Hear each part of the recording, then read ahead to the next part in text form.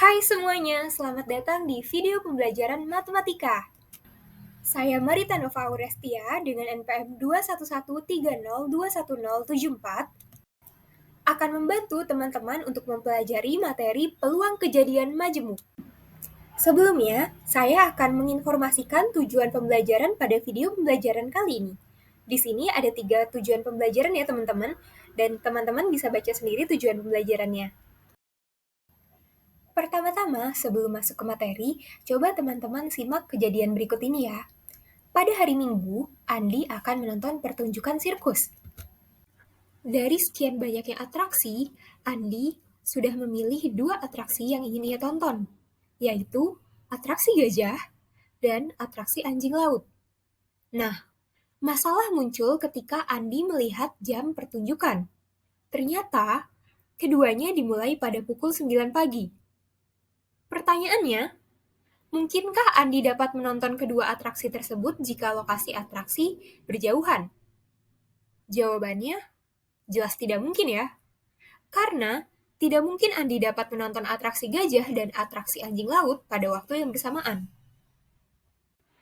Nah, dari permasalahan tersebut, kita coba buat permisalannya ya. Misalkan, kejadian A adalah kejadian Andi menonton atraksi gajah. Dan kejadian B adalah kejadian Andi menonton atraksi anjing laut. Apakah mungkin kejadian A dan kejadian B terjadi secara bersamaan? Jawabannya tidak mungkin ya. Mengapa? Karena Andi tidak mungkin berada di dalam 2 tempat dalam satu waktu. Nah, kejadian A dan kejadian B ini disebut sebagai kejadian saling lepas. Jadi, 2 kejadian dapat dikatakan saling lepas jika keduanya tidak mungkin terjadi secara bersamaan. Selanjutnya, ada contoh soal. Di sini kita punya 2 kejadian. Kejadian A dan kejadian B. Kejadian A adalah kejadian Rika melempar sepasang dadu dan mendapatkan jumlah mata dadu 7. Lalu, kejadian B yaitu kejadian Rika melemparkan sepasang dadu dan mendapatkan angka yang sama. Pertanyaannya, apakah kejadian A dan kejadian B merupakan kejadian saling lepas? Pertama-tama, kita perhatikan kembali ya teman-teman. Di sini dikatakan Rika melemparkan sepasang dadu. Berarti kita memiliki 36 kemungkinan mata dadu yang akan muncul. Atau 36 anggota ruang sampel, seperti pada tabel berikut ya. Selanjutnya, kita beralih ke kejadian A. Dikatakan, kejadian A adalah kejadian Rika mendapatkan mata dadu berjumlah 7. Maka, kita bisa tuliskan semua nih, kemungkinan agar Rika mendapatkan mata dadu berjumlah 7. Jadi, untuk semua yang ada di sini, ini tuh bisa aja seperti, misalkan, pada dadu pertama, itu mungkin aja Rika bisa mendapat mata dadu berjumlah 1. Dan pada dadu keduanya, Rika mendapatkan mata dadu berjumlah 6. Atau bisa saja Rika mendapatkan 2 di dadu pertama dan 5 di dadu keduanya. Atau bisa juga Rika mendapatkan 3 di dadu pertamanya dan 4 di dadu keduanya. Dan seterusnya hingga semua kemungkinan mendapatkan mata dadu berjumlah 7 tertulis. Selanjutnya, perhatikan kejadian B. Kejadian B adalah kejadian Rika mendapatkan angka yang sama. Sama seperti sebelumnya, bisa kita tuliskan terlebih dahulu kemungkinannya. Karena angkanya sama, jadi kemungkinannya akan seperti ini. Nah, sekarang teman-teman bisa perhatikan untuk semua kemungkinan yang ada di kejadian B. Jika dijumlahkan, tidak akan mungkin menghasilkan angka 7. Contohnya, 1 tambah 1, 2. 2 tambah 2, 4. 3 tambah 3, 6. 4 tambah 4, 8. Dan seterusnya ya. Ini berarti kejadian A dan kejadian B tidak mungkin terjadi bersamaan. Nah, kalau teman-teman lihat dari anggota, kemungkinan kejadian A dan B itu sama sekali tidak ada yang sama ya. Ini berarti keduanya tidak akan memiliki irisan dan tidak mungkin terjadi bersamaan. Nah, tadi sebelumnya udah dijelasin kan kalau seumpama ada kejadian A dan kejadian B, misalkan kedua kejadian ini tidak bisa terjadi bersamaan, berarti kejadian tersebut disebut kejadian apa? Iya, kejadian saling lepas. Selanjutnya ada peluang kejadian saling lepas. Sebelumnya, kita tahu bahwa kejadian A dan kejadian B dikatakan kejadian saling lepas jika kedua kejadian tidak mungkin terjadi secara bersamaan. Itu artinya, kejadian A dan kejadian B tidak memiliki irisan. Jika digambarkan dalam bentuk diagram Venn, maka akan seperti ini bentuknya. Lalu, kita akan memiliki rumus ini untuk menentukan peluangnya. Peluang A atau peluang B akan sama dengan peluang A ditambah peluang B dikurang peluang A dan peluang B. Dalam kejadian saling lepas, kejadian A dan kejadian B tidak memiliki irisan. Maka, peluang kejadian A dan kejadian B akan sama dengan 0. Jika peluang kejadian A dan kejadian B akan sama dengan 0, maka yang tersisa dari persamaan ini adalah peluang A atau B akan sama dengan peluang A ditambah peluang B. Rumus inilah yang akan kita pakai dalam menentukan peluang dari kejadian saling lepas. Contoh soal. Masih dengan dua kejadian seperti yang sebelumnya ya. Namun di sini pertanyaannya adalah tentukan peluang kejadian A atau B. Dari yang sebelumnya, kita udah tahu ya teman-teman, kalau kejadian A dan kejadian B ini adalah kejadian saling lepas. Maka, kita bisa menggunakan rumus peluang kejadian saling lepas untuk menentukan peluangnya. Nah, untuk menentukan peluang kejadian saling lepas, itu rumusnya adalah seperti ini ya. Peluang kejadian A atau B sama dengan peluang kejadian A ditambah peluang kejadian B. Nah, dari sini kita tahu bahwa kita harus mencari peluang dari masing-masing kejadian terlebih dahulu. Teman-teman masih ingat kan bagaimana cara mencari peluang kejadian? Jadi, untuk menghitung peluang kejadian, kita bisa menggunakan rumus banyaknya anggota kejadian yang dapat terjadi dibagi dengan banyaknya anggota ruang sampel. Nah, untuk kejadian A, kita punya 6 anggota kejadian yang dapat terjadi ya. Begitu juga dengan kejadian B.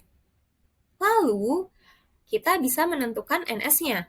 NS-nya adalah banyaknya anggota ruang sampel. Banyaknya anggota ruang sampel ada berapa ya? Ada 36. Tahu dari mana? Dari tabel ini ya teman-teman.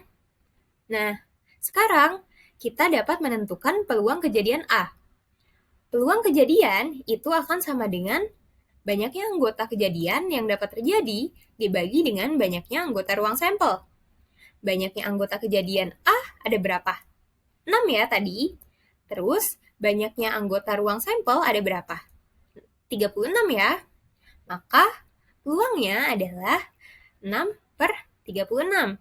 Selanjutnya, untuk peluang kejadian B, sama seperti yang tadi ya caranya teman-teman. Banyaknya anggota kejadian B itu kan ada 6. Banyaknya anggota ruang sampel itu ada 36. Nah, tinggal kita bagi untuk mencari peluang kejadian B.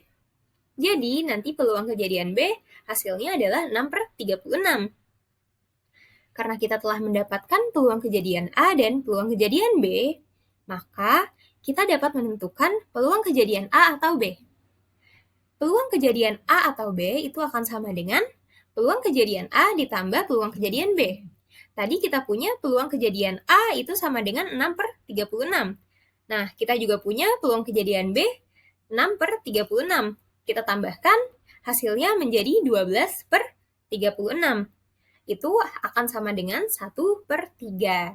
Jadi, peluang kejadian A atau B akan sama dengan 1 per 3. Submateri yang selanjutnya adalah kejadian tidak saling lepas.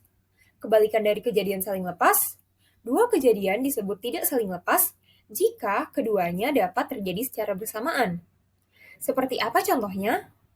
Contoh, kejadian A adalah kejadian teman sekelasmu menyukai pelajaran matematika. Kejadian B adalah kejadian teman sekelasmu menyukai pelajaran biologi. Jadi, mungkin nggak sih ada teman sekelasmu yang menyukai kedua pelajaran tersebut? Mungkin aja ya. Berarti, kejadian A dan kejadian B adalah kejadian yang tidak saling lepas. Nah, kalau diperhatiin lagi nih, permasalahan tadi mirip gak sih dengan permasalahan yang pernah kalian hadapi di materi himpunan? Mirip ya? Nah, untuk kejadian ini juga dapat kita bentuk dalam diagram Venn loh. Seperti apa sih diagram Venn-nya? Sama seperti yang kalian pelajari di materi himpunan, bentuk diagram Venn-nya akan seperti ini. Yang ini adalah kejadian A, dan yang ini adalah kejadian B. Nah, yang dikenai keduanya adalah irisannya. Dalam kasus yang sebelumnya, irisan kejadiannya adalah teman sekelasmu yang menyukai kedua mata pelajaran tersebut. Lalu, untuk rumusnya akan seperti ini. Peluang A atau peluang B akan sama dengan peluang kejadian A ditambah peluang kejadian B dikurangi peluang irisannya.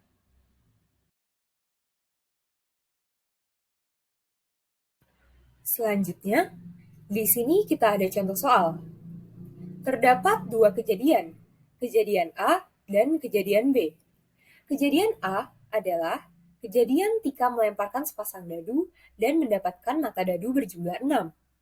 Kejadian B adalah kejadian Tika melemparkan sepasang dadu dan mendapatkan angka yang sama. Dari sini, kita diminta untuk menentukan peluang kejadian A atau B. Sebelumnya, kita cocokkan terlebih dahulu ya, untuk kemungkinan masing-masing kejadian terjadi. Untuk kejadian A, kemungkinannya akan seperti ini, dan untuk kejadian B, kemungkinannya akan seperti ini. Nah, di sini teman-teman bisa lihat ya, kalau di antara dua kejadian ini akan ada irisannya. Yang mana? Nah, yang ini irisannya. Jadi, saat Tika mendapatkan angka 3 pada mata dadu pertama, dan mendapat 3 lagi pada mata dadu kedua, di saat yang sama, Tika juga berhasil mendapatkan mata dadu berjumlah 6. Benar ya teman-teman? Karena 3 ditambah 3 itu sama dengan 6. Nah, karena kejadian A dan B ini dapat terjadi bersamaan atau memiliki irisan, maka kejadian A dan kejadian B adalah kejadian saling tidak lepas. Karena itu, untuk mencari peluang A atau B, dapat kita gunakan rumus ini. Pertama-tama, kita cari terlebih dahulu teman-teman peluang masing-masing kejadiannya. Peluang kejadian A adalah NA per NS. Nah, dari sini kita bisa dapat NA-nya ya. Berapa NA-nya? 5. Lalu, NS-nya atau ruang sampel dari pelemparan sepasang dadu adalah 36. Caranya sudah dijelaskan ya sebelumnya. Jadi, peluang kejadian A adalah 5 per 36. Selanjutnya, peluang kejadian B. Peluang kejadian B adalah NB per NS. NB bisa kita dapatkan dari sini ya, yaitu 6. NS-nya masih sama, karena masih sama-sama pelemparan sepasang dadu, yaitu 36. Maka, peluang kejadian B adalah 6 per 36. Terakhir, kita punya irisan dari kejadian A dan B ya. Nah, anggota irisannya adalah 3 dan 3. Jadi, banyaknya anggota irisannya hanya 1.